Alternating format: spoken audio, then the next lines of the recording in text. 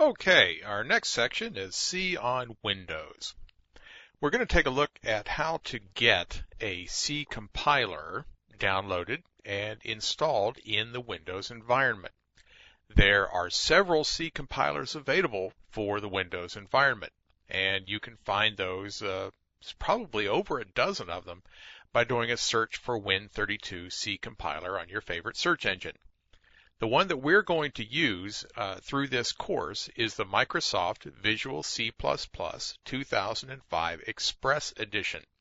The Express Edition is somewhat limited in what it can do. It doesn't create native Win32 programs and without some other additional software, but we don't need all of that. We're only going to use the command line compiler of Visual C++.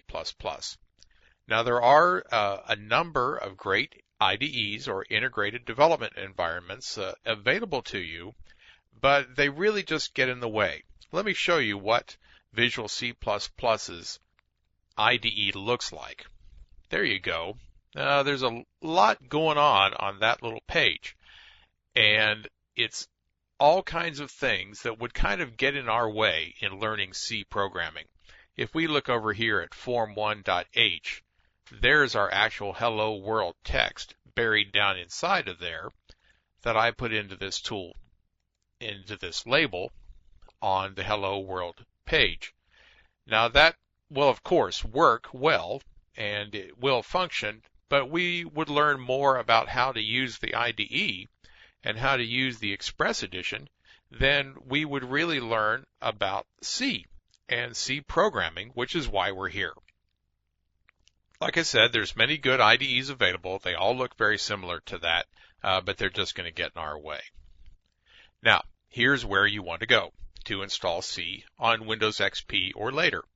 msdn.microsoft.com/vstudio/express/Visual C.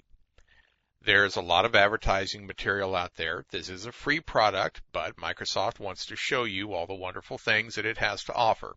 So follow the links through the tour, step by step, looking at what Visual C Express Edition can do for you. And finally, at the end of the little tour, page by page, you will find a download link. Obviously, click the link, download the product, run the setup files. You probably have a good background of downloading and running installation programs and things like that. And you can trust that they are probably pretty safe, somewhat inherently safe from Microsoft, though there's probably a lot of dispute about that. But download it, install it. You may have to register with a Hotmail account, something like that. I don't remember that registration being required. But bottom line, the compiler and the IDE are free and will go a long ways towards helping you learn the C programming language. And then, if you want to, you can go on and learn the IDE and all of the .NET kinds of things that you can do with the Express Edition. It is incredibly powerful, and especially compared with the free cost. So take a few minutes now and go ahead out to that URL and download the product and go ahead and install it all.